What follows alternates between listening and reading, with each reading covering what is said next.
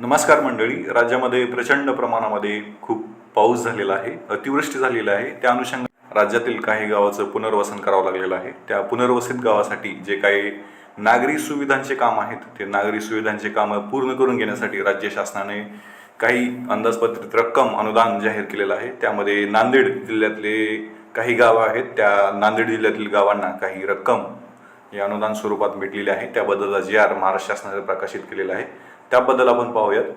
सर्व बांधवांनो आणि शेतकरी मित्रांनो, आपण पाहू शकता महाराष्ट्राचा जो काही महसूल आणि वन विभाग आहे, त्या विभागांतर्गत 10 ऑक्टोबर 2025 रोजी नांदेड जिल्ह्यातील पुरामुळे पुनर्वसित झालेल्या गावांतील नागरी सुविधांच्या कामांना प्रशासकीय मान्यता देण्याबाबतचा हा GR त्यांनी निर्गमित केलेला आहे.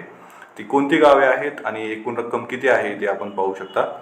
मित्रांनो, हे नांदेड जिल्ह्यातील जे काही गाव आहेत त्यांना टोटल जवळपास 8,79,63,000 म्हणजे 8,79,63,000 इतकी रक्कम या खालील गावांसाठी, पुढील गावांसाठी मंजूर झालेली आहेत आणि ती कामंही इथं दिलेली आहेत. आपण पाहू शकता, नांदेड जिल्ह्यातील जे काही पूर्वबाधित गाव आहे किक्की, या किक्की गावासाठी जे काही रस्ते, नाले, मुख्य रस्त्यांना जोडणारे रस्ते, पाण्याचा हौद, विद्युतीकरण काम आहे, समाज मंदिरे आणि शाळेच्या वर्गाची खोली आणि स्मशानभूमीचे कामे करण्यासाठी आपण पाहू शकता किक्की गावासाठी 129.93 लाख म्हणजेच 1,29,00,000 इतकी रक्कम, मी तुम्हाला मोठी रक्कम लाख कोटीमध्ये कन्वर्ट करून सांगतो मित्रांनो.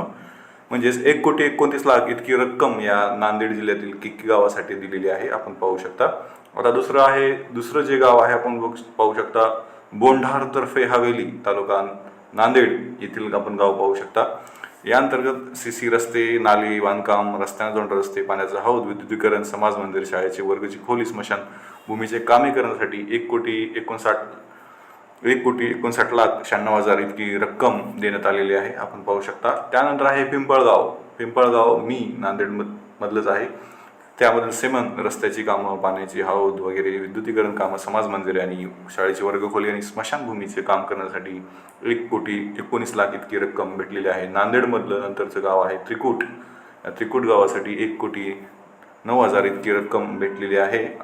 1,09,000 इतकी रक्कम भेटलेली आहे. 1,90,000 इतकी रक्कम भेटलेली आहे. भायगावसाठी जवळपास 1 कोटी ही रक्कम मंजूर झालेली आहे. मार्कंड या गावासाठी 1,29,00,000 हे सगळं CC रस्ते, नाली, रस्त्यांना जोडणारे पाण्याचे हौद, विद्युतीकरण, समाज मंदिर ह्यासाठी सगळं भेटलेलं आहे. आणि गंगाबेट यासाठी पण नांदेड जिल्ह्यातील नांदेड तालुक्यातील गाव यासाठी 1,29,00,000 अशा प्रकारे नांदेड जिल्ह्यातील 7 गावांसाठी जवळपास 7 कोटी, नांदेड जिल्ह्यातील गावांसाठी 8,79,63,000 इतकी रक्कम ही भेटलेली आहे.